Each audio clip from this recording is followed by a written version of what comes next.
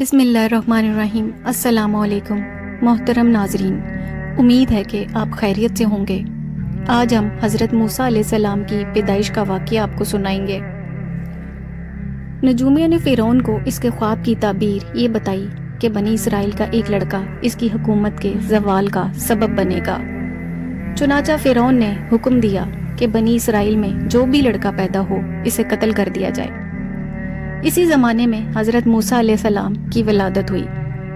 آپ کے والدین سخت پریشانی کے عالم میں یہ سوچ رہے تھے کہ اگر لڑکے کی پیدائش کا کسی کو علم ہو گیا تو بچے کو ضرور نقصان پہنچے گا۔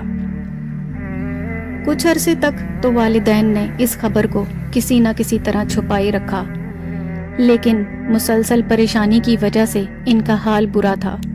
حضرت موسیٰ کی والدہ نے اس معصوم بچے کو ایک صندوق میں بند کر دریائے نیل میں بہا دیا اور اپنی بیٹی کو بھیجا کہ وہ دریا کے کنارے کنارے جائے اور صندوق پر نظر رکھے۔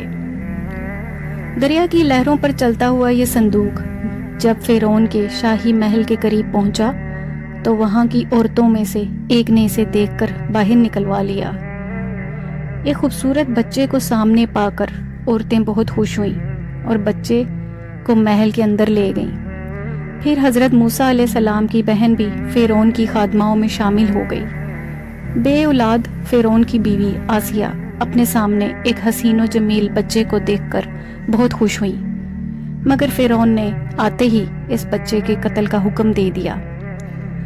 فرعون کی بیوی نے اس کی منت سماجت کی، اس معصوم بچے کو قتل کرنے سے منع کیا اور کہا ہو سکتا ہے یہی بچہ ہماری آنکھوں کا نور بن جائے اور ہم اس کو اپنا بیٹا بنا لیں، اور اگر حقیقت میں یہی وہ بچہ ہے جس کے بارے میں تم نے برا خواب دیکھا ہے تو ہم اس کی تربیت اس طرح سے کریں گے کہ یہ ہمارے لیے ہی فائدہ مند ثابت ہو۔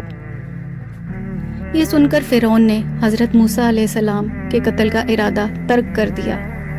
حضرت موسیٰ علیہ السلام فرعون کے گھر میں ہی پل کر جوان ہوئے اور آپ بہت طاقتور اور خوبصورت تھے۔